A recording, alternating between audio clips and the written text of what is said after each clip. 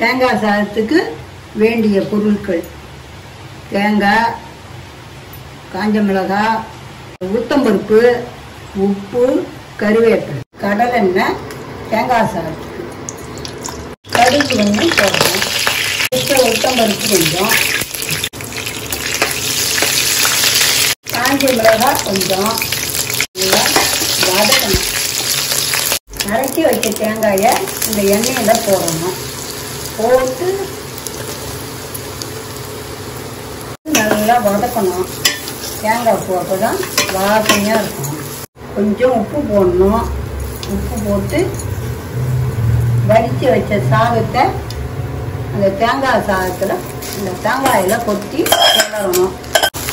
கிளறிக்கினே இருக்கணும். அது பிடிக்காமல் வாசனையாக இருக்கும். சூப்பராக தேங்காய் சாதம் ரெடி.